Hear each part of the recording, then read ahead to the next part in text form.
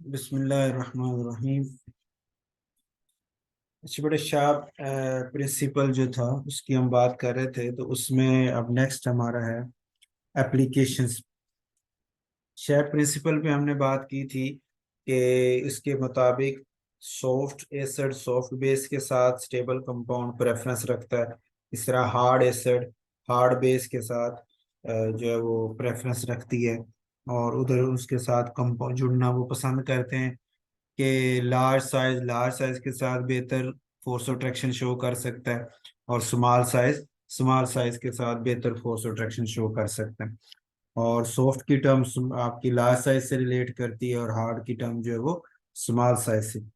तो एप्लीकेशन में फर्स्ट हमारे पास है थर्मोडायनामिक स्टेबिलिटी ऑफ कंपाउंड्स, कि वो कंपाउंड जो सॉफ्ट सॉफ्ट की कॉम्बिनेशन से या हार्ड हार्ड की कॉम्बिनेशन से बने होंगे उनकी स्टेबिलिटी ज्यादा होगी। थर्मोडायनेमिक का मतलब टेम्परेचर रिलेटेड है, कि आप उसको हीट करें तो हाई टेम्परेचर को वो बर्दाश्त कर सकते हैं, तो उसे हम कहेंगे कि ये थर्मोडायनेमिकली स्टेबल है।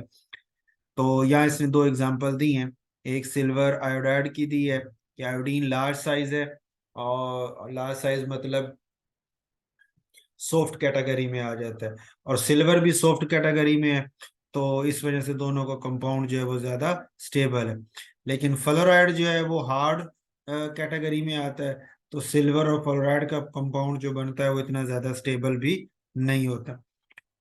इसी तरह कोबाल्ट और फ्लोरीन का है कि फ्लोराइड जो है वो hard category small size hard category में, और कोबाल्ट भी हार्ड कैटेगरी में। तो दोनों का बना हुआ जो कंपाउंड है वो काफी ज्यादा स्टेबल होता है। लेकिन कोबाल्ट का आयोडीन के साथ बना हुआ कंपाउंड स्टेबल नहीं है, कि आयोडीन लार्ज साइज है और कोबाल्ट जो है वो स्मॉल साइज में आता है, तो वो बेहतर उनका दरमियान में इंटरेक्शन नहीं हो पाता, तो कंपाउंड इतना स्टेबल भी नहीं बनता। दूसरी एप्लीकेशन है relative strength of halogen acid.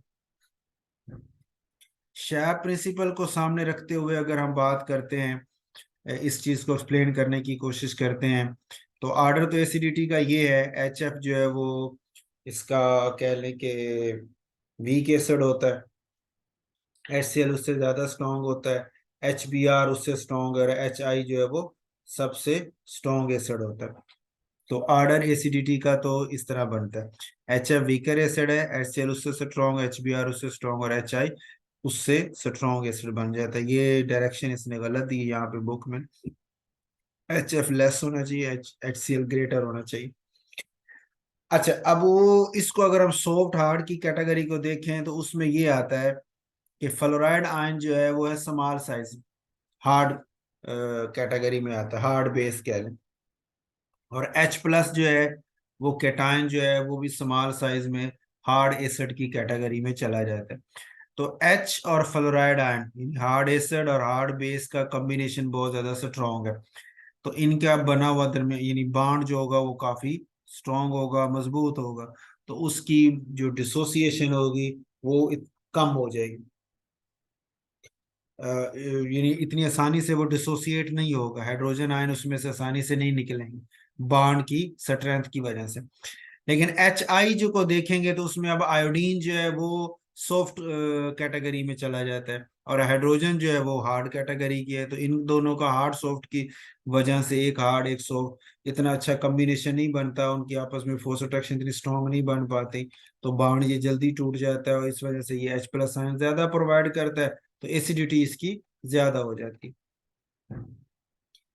तीसरा पॉइंट है कैटालाइटिक पॉइजनिंग, कि जो ऐसे रिएक्शन जिसमें मेटल्स एज ए कैटलिस्ट के तौर पे इस्तेमाल हो रही होती हैं,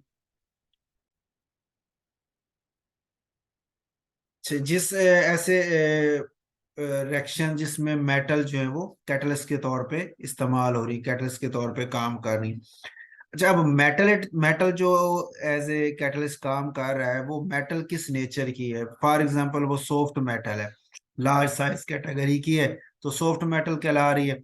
अब ऐसी इम्प्योरिटी जो सॉफ्ट नेचर की होगी, ठीक है, तो जो इसके साथ बड़ी आसानी से बॉन्डिंग शो कर सकती है, तो वो आके इसके साथ मेटल के साथ आके जुड़ जाएगी, और उसके अटैचमेंट की वजह से उस मेटल का कैटालाइटिक एक्शन जो है वो रुक जाएगा, या बहुत कम हो जाएगा। ठीक हो गया, तो हम कहते हैं कि कैटलिस्ट जो है उसको पॉइजन कर दिया गया, उसका कैटालिटिक प्रोसेस को रोक दिया गया। तो इस कैटालिटिक पॉइजनिंग के फिनोमेना में भी हम देख सकते हैं कि ऐसी इम्प्योरिटीज जो उसी नेचर की हैं जिस नेचर का मेटल कैटलिस्ट है। अगर मेटल कैटलिस्ट सॉफ्ट नेचर की है तो ये सॉफ्ट इम्प्योरिटीज आके उसको पॉइजन कर सकती हैं, और अगर वो हार्ड नेचर का है तो हार्ड इम्प्योरिटीज आके उसको पॉइजन कर सकती है और उसकी कैटालिटिक प्रोसेस को स्टॉप कर सकती हैं। चौथा है prediction of rate of reaction.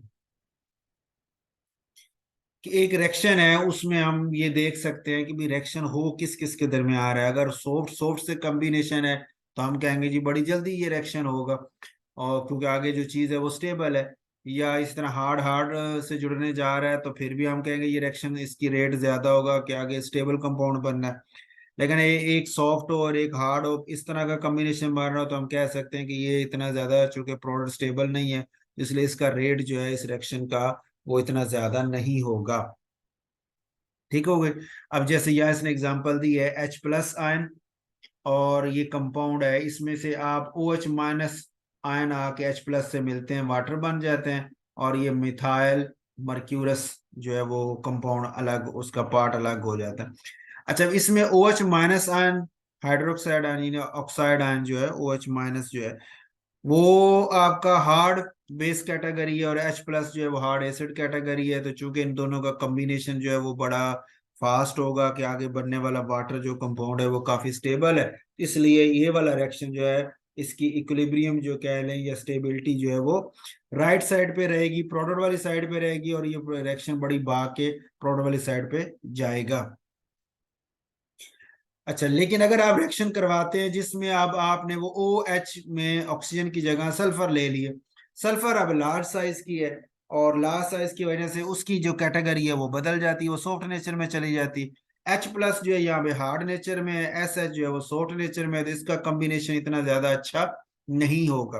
तो इस वजह से ये कंपाउंड कोशिश करेगा कि मैं यानी H+ जो है वो SH के साथ मिल के H2S बनाने की इतनी कोशिश नहीं करे। और अगर कर भी लेते हैं तो दूसरी साइड पे ये है कि जो आपका S जो था, S- जो लार्ज साइज है यानी सॉफ्ट नेचर में, और ये Hg+ भी सॉफ्ट नेचर में है, तो ये उल्टा Hg+ की बड़ी यानी ये ज्यादा एबिलिटी है, या यहाँ पे उसकी कह लें को फेवर करके उसको मिल रही है कि वो SH के साथ बड़ी स्ट्रॉन्ग बॉन्ड बना सकता है, इसलिए ये रिएक्शन वापस होना शुरू हो जाएगा, और राइट साइड की बजाय लेफ्ट साइड पे इसकी जो है वो स्टेबिलिटी ज्यादा है, तो इसलिए इस रिएक्शन का हम रेट बता सकते हैं कि इतना ज्यादा नहीं है, स्लो होगा।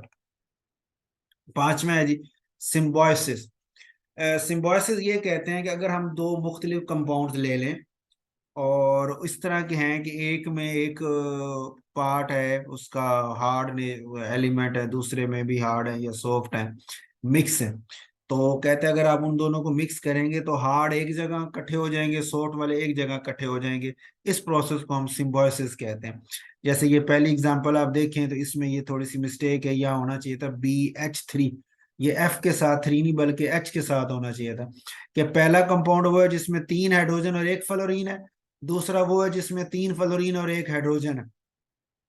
इन दोनों का जब कॉम्बिनेशन होता है, जुड़ते हैं, तो अब चूंकि H माइनस यानी अपने जैसों के साथ फेवर उसकी ज्यादा इंटरेक्शन है, तो ये हाइड्रोजन यहाँ से हट के उस 3 हाइड्रोजन वाले कंपाउंड के पास साथ जाके BH4- बना देगी, और जो F- है वो वहां से हट के BF3 के साथ मिलके BF4- बना देगा। तो यानी चारों, एक बोरोन में चारों हाइड्रोजन इकट्ठी, एक में चारों फ्लोरीन इकट्ठी हो जाएंगी, तो यानी एक जैसे नेचर के जो ये लिगेंड्स हो जाएंगे, तो वो वहां पे जाके इकट्ठी, यानी H- आप कह लें कि वो सॉफ्ट नेचर में चला जाता है, सॉफ्ट कैटेगरी है, तो वो उधर से अपने जैसे सॉफ्ट कैटेगरी के साथ ही जाके उधर इकट्ठा हो जाता है।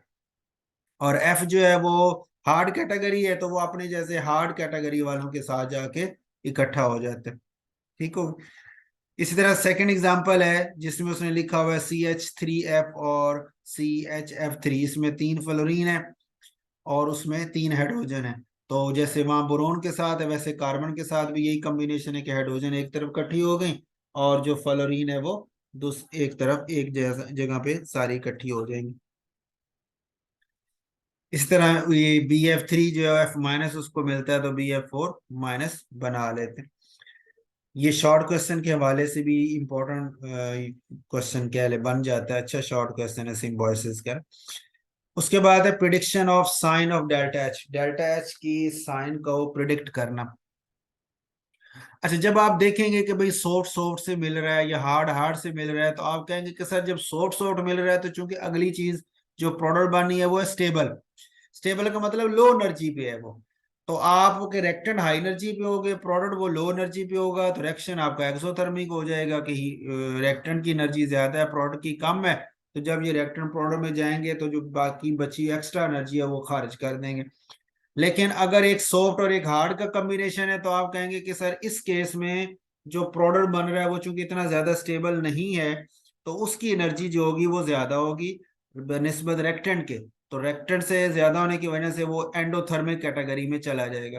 तो हम रेक्टेंट्स की नेचर को देख के कि सॉफ्ट सॉफ्ट से मिल रहा है या हार्ड हार्ड से मिल रहा है या एक सॉफ्ट दूसरे हार्ड से मिल रहा है, हम उस रिएक्शन की डेल्टा एच के बारे में प्रिडिक्ट कर सकते हैं कि वो एक्सोथर्मिक होगा या एंडोथर्मिक होगा। अगर एक्सोथर्मिक हो तो उसकी में आपको पता है डेल्टा एच के नेगेटिव साइन लेता है, और अगर एंडोथर्मिक हो तो फिर डेल्टा एच के साथ हम पॉजिटिव साइन लगाते हैं।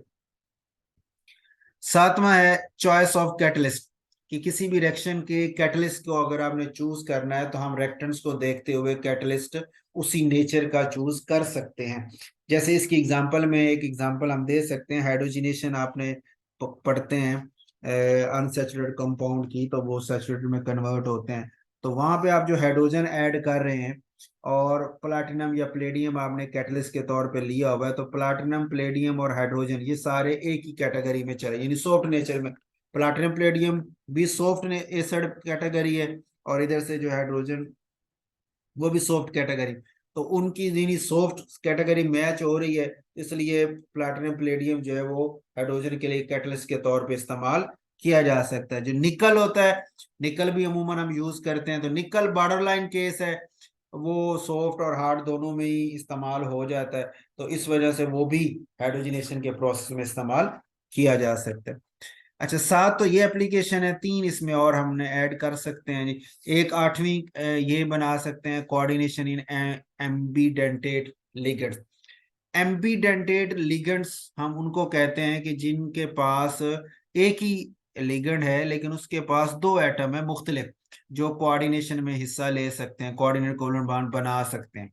लेकिन एक वक्त में एक ही बनाएगा, लेकिन दोनों में वो एक किसी वक्त एक यूज कर लेता है, किसी वक्त दूसरा यूज कर सकता है। तो दोनों के दोनों ही हो सके, ऐसे लिगेंड को हम बोलते हैं एम्बीडेंटेट लिगेंड। जैसे ये थायोसानेट है, Sc ट्रिपल बॉन्ड N है, सल्फर के ऊपर माइनस है, अगर मैं रेजोनेंस इसकी शो करूं S- इधर आके डबल बॉन्ड बना ले तो ट्रिपल बॉन्ड टूट जाएगा और नाइट्रोजन के ऊपर माइनस चला जाएगा।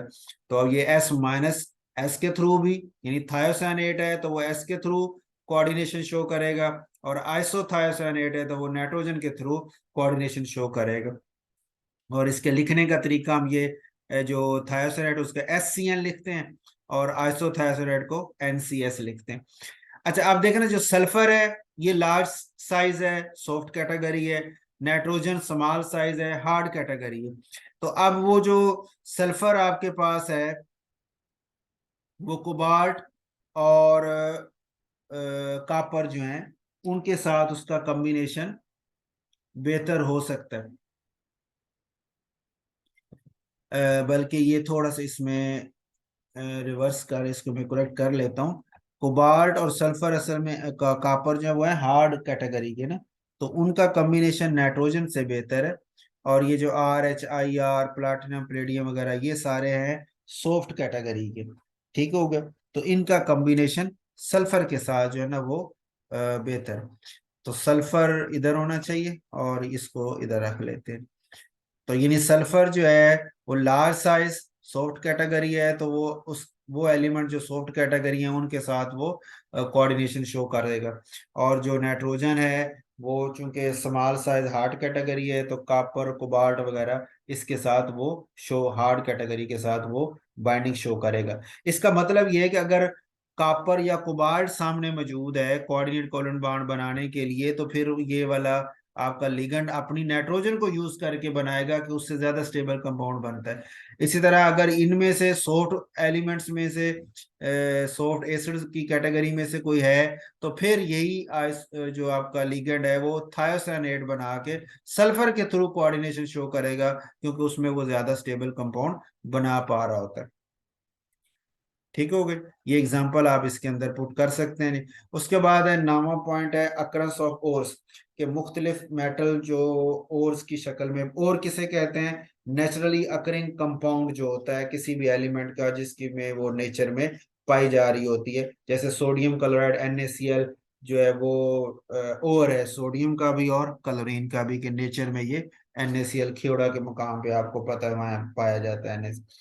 अच्छा, अब इसमें अक्रस में हम कहते हैं कि वो जो ओर्स हैं वो भी इसी तरह पाए जा रहे हैं कि जो हार्ड मेटल्स हैं, हार्ड एसिड कैटेगरी की मेटल्स हैं, वो हार्ड हार्ड बेसिस के साथ ही मिलके नेचर में पाई जा रही होती हैं।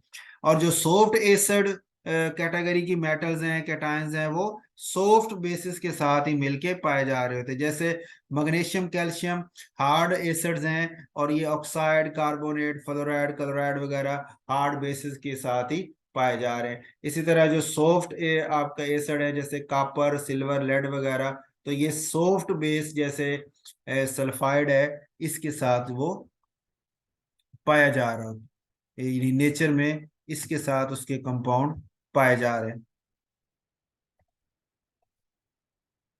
अच्छा, उसके बाद है आयरन है, जिंक है, ये बॉर्डर लाइन केस हैं, मतलब सॉफ्ट और हार्ड दोनों कैटेगरी में ये रिएक्शन शो कर लेते हैं और स्टेबल कंपाउंड बना लेते हैं। तो ये दोनों में ही चले जाते हैं, ये हार्ड, इनके ऑक्साइड भी पाए जा रहे हैं, इनके सल्फाइड भी पाए जा रहे हैं, वगैरह वगैरह। अच्छा, उसके बाद है बायोलॉजिकल एप्लीकेशन। बायोलॉजिकल में एक एग्जांपल आप देख सकते हैं, कार्बन मोनोऑक्साइड की ना एग्जांपल दी जा सकती है कि कार्बन मोनोऑक्साइड एक सॉफ्ट बेस होती है, और आयरन जो कि हीमोग्लोबिन हमारे बॉडी में जो ऑक्सीजन कैरियर है मॉलिक्यूल ब्लड के अंदर होता है, तो उसके अंदर सेंटर में आयरन ट्रांजिशन मेटल जो वो मौजूद है, तो वो एक बॉर्डर लाइन केस है। तो वो सॉफ्ट और हार्ड दोनों के साथ जुड़ने की सलाहियत रखती है। तो अब जैसे आपने सुना होगा कि कमरा बंद करके लोग सर्दियों में अक्सर गैस वगैरह वो सोते हैं, और फिर जब वो गैस का चूल्हा जलता रहता है तो ऑक्सीजन की अमाउंट कम हो जाती है, तो कार्बन डाई पहले बनती है, फिर रहती है, फिर ऑक्सीजन कम होने की वजह से कार्बन मोनो बनना शुरू हो जाती है। तो कार्बन मोनो जो होती है वो जब वो सोए बंदे इनहेल करते हैं, तो वो अंदर जो हीमोग्लोबिन के मालिक्यूल हैं उनके आयरन जो है उसके साथ ये कार्बन मोनो अपनी कार्बन के लोन पेयर, ऑक्सीजन के पास भी लोन पेयर है, कार्बन के पास भी है, लेकिन कार्बन का जो लोन पेयर है वो कह लें कि हाई एनर्जी पे होता है, और उसका हम ना होमो का वर्ड यूज करते हैं, हाईएस्ट ऑक्युपाइड मॉलिक्यूलर ऑर्बिटल जो है उसमें वो कार्बन का लोन पेयर आ रहा होता है, तो वो उसके थ्रू कोऑर्डिनेशन शो होती है। ठीक हो गया, यानी वो एक्ट करेगा, ऑक्सीजन का लोन पेयर नहीं करेगा कार्बन के लोन पेयर के होते हुए। तो कार्बन का लोन पेयर ही कोऑर्डिनेट कोवलेंट बॉन्ड बनाता है आयरन के साथ, Fe+2 के साथ। ठीक हो गया।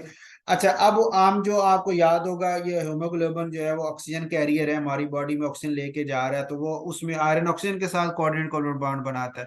जब वो वापस कार्बन डाइऑक्साइड लेके आता है, तो कार्बन डाइऑक्साइड भी आपको पता लीनियर स्ट्रक्चर है, सेंटर में कार्बन और साइडों पे दो ऑक्सीजन है, वो फिर आयरन के साथ ऑक्सीजन ही कोऑर्डिनेट कोवलेंट बॉन्ड बना रहा होता है, कार्बन नहीं बनाती। तो ऑक्सीजन का कोऑर्डिनेट कोवलेंट बॉन्ड बनाया हुआ हमारी बॉडी में अल्लाह ने ऐसा निजाम रखा है कि वो आसानी से ब्रेक डाउन हो जाता है और आगे बॉडी को वो प्रोसेस को चला रहा होता है।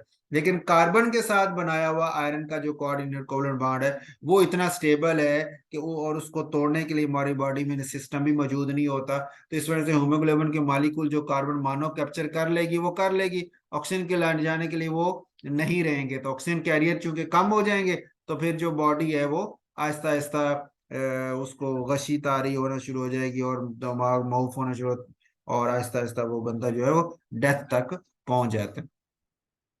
तो ये 10 एप्लीकेशन जो है वो हम इसमें ना मेंशन कर सकते हैं आपके एसिड बेस में। लास्ट में इसके है लिमिटेशन ऑफ शेप कंसेप्ट।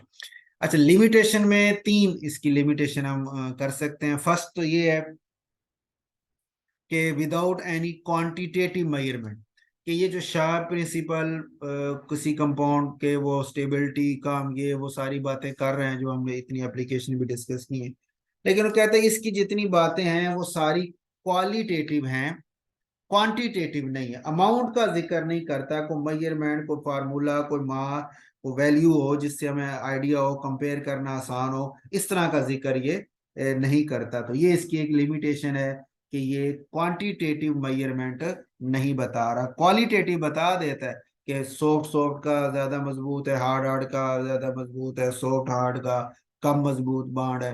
तो ये पता चल, लेकिन ये नहीं है कि भी कितना है, कितना काम, कितना ज्यादा, ये स्ट्रेंथ वगैरह को क्वांटिटी की शक्ल में हम हमें ये इंफॉर्मेशन नहीं देता। एक हो गई। दूसरा पॉइंट है कि आर्बिट्रेरीनेस। आर्बिट्रेरी, आर्बिट्रेरी का लफ्जी मतलब होता है इलॉजिकल, बगैर किसी लॉजिक के कोई बात के। कहते हैं अब आपने जब किसी कंपाउंड की स्टेबिलिटी का पता चलाना है तो हम क्या करते हैं, हम उस कंपाउंड को पकड़ते हैं, उसके दो हिस्से करते हैं, एक उसका कैटायन बनाते हैं, एक उसका एनायन बनाते हैं, फिर देखते हैं ये कैटायन सॉफ्ट कैटेगरी है या हार्ड कैटेगरी है, और एनायन सॉफ्ट है या हार्ड है। फिर उनके आपस में मुआवजा करते हैं कि सॉफ्ट सॉफ्ट है, हार्ड हार्ड है। उस बेस में हम अंदाजा लगाते हैं कि कंपाउंड कितना स्टेबल है, कम स्टेबल है, ये बनेगा कि नहीं। कहता ये सारी बातें ठीक है, लेकिन एक इसमें मसला ये है कि ये सारी चीजें तब आसान है अगर only when the reaction is known, जब हमें पता हो कि आगे प्रोडक्ट बननी कौन सी। अगर एक रिएक्शन ही अननोन है जिसमें हमें नहीं पता कि आगे प्रोडक्ट कौन सी बननी, तो हम उसकी बारे में कुछ भी एजम्पशन, उसकी स्टेबिलिटी, उसकी रेट ऑफ रिएक्शन वगैरह वगैरह कोई बात हम नहीं कर सकते। तो ये इसकी सेकंड जो है ना पॉइंट जो है, वो ये इसकी लिमिटेशन है कि ये बात तो कर लेता है कंपाउंड को तोड़ के उनकी स्टेबिलिटी के वाले से, लेकिन प्रोडक्ट की कंपोजिशन का हमें पता होगा तो हम उसको ब्रेक डाउन करके उसके प्लस माइनस हिस्सों को अलग करके हम अंदाजा लगाएंगे कि ये स्टेबल है कि नहीं स्टेबल। और लास्ट में तीसरा पॉइंट है कि हार्ड सॉफ्ट फैक्टर्स जो हैं ये इंडिपेंडेंट है। किसके इंडिपेंडेंट है? एस्टिक और basic character of the compound के इंडिपेंडेंट है। इसका मतलब ये है कि ये आपका हार्ड सॉफ्ट का जो फिनोमिना है, हार्ड बेस का जो आप डिस्कशन कर रहे हैं, ये बिल्कुल भी डील नहीं करता। किस चीज को डील नहीं करता? स्ट्रेंथ ऑफ द एसिड और बेस, कि वो जो सॉफ्ट एसिड सॉफ्ट बेस मिल रही है या हार्ड एसिड हार्ड बेस मिल रही है, तो वो एक दो दो तीन सॉफ्ट इकट्ठी हो गई या दो तीन हार्ड इकट्ठी होगी, क्योंकि आपस की स्ट्रेंथ की बात ये नहीं करता। ये नहीं कहता कि ये फलां जो है वो स्ट्रॉन्ग एसिड है या फलां जो है वो स्ट्रॉन्ग बेस है या वीक बेस है, यानी स्ट्रेंथ की बात ये नहीं करता। ये इसका तीसरी लिमिटेशन आ जाती है। ये बात बिल्कुल वही है जैसे आपने लेवस एसिड और लेवस बेस वाला कंसेप्ट पढ़ा था, तो वहां भी आपने यही बात पढ़ी थी कि लेवस एसिड और लेवस बेस का कंसेप्ट तो बहुत अच्छा है इलेक्ट्रॉन पे डोनर और इलेक्ट्रॉन पे एक्सेप्टर के हिसाब से, लेकिन उसकी लिमिटेशन में आपने वहां एक बात पढ़ी कि भाई इसकी एक लिमिटेशन ये है कि हम मुख्तलिफ लेवस एसिड्स को या मुख्तलिफ लेवस बेसिस को आपस में कंपेयर करके उनका आर्डर नहीं बना सकते कि ये स्ट्रॉन्ग लेवस एसिड है, ये वीक लेवस एसिड है, या ये स्ट्रॉन्ग लेवस बेस है, ये वीक लेवस बेस है। वो आर्डर बनाना हमारे लिए इम्पॉसिबल है, मुश्किल है। तो वही बात ये यहाँ पे कह रहा है कि हार्ड सॉफ्ट फैक्टर जो हैं वो अपनी जगह, और उसमें हम एसिड बेस की जो उनकी रिलेटिव स्ट्रेंथ है उनको एक दूसरे के मुकाबले में उनको हम कंसीडर नहीं करते।